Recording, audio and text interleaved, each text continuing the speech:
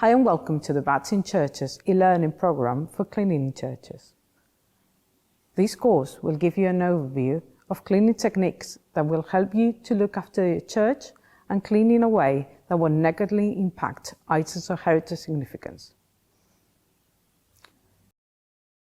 Stone can come in many different forms within a church, from a very building blocks the church is built from to finely carved monuments and memorials. Each different stone type requires different approaches when cleaning, so it's important to have a basic understanding of what stone types are present in your church. These include limestone, sandstone, marble, purple marble or alabaster. Equipment for cleaning stonework include gloves, dust mask, soft brush, vacuum, paper sheets, broom, dustpan, cobweb brush or wooden spatulas. Before cleaning, inspect the area for any loose fragments. Make a note of any crack or loose areas and avoid cleaning these so that more damage is not caused. Never use cleaning materials on painted surfaces as the pigments may react with them. Water is not recommended for any preventive cleaning. The removal of deep staining and residue in stonework should be left for a specialist stone conservator. The introduction of water to any type of stonework can be damaging, but especially so for alabaster, which dissolves readily of water. Any spillage of excess water should be removed as soon as possible.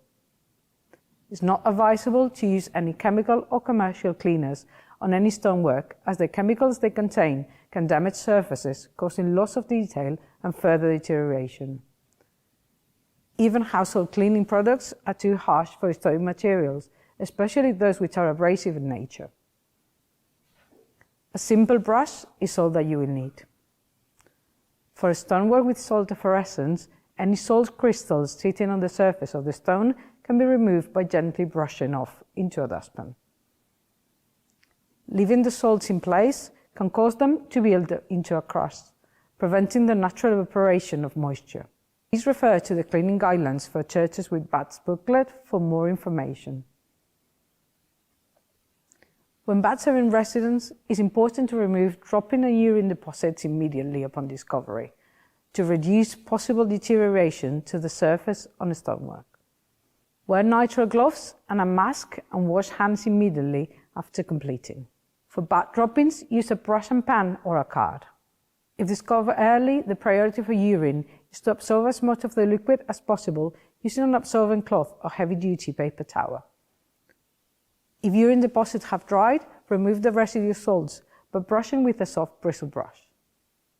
Further information, general cleaning guidelines and additional resources can be found in our companion booklet, Cleaning Guidelines for Churches with Bats.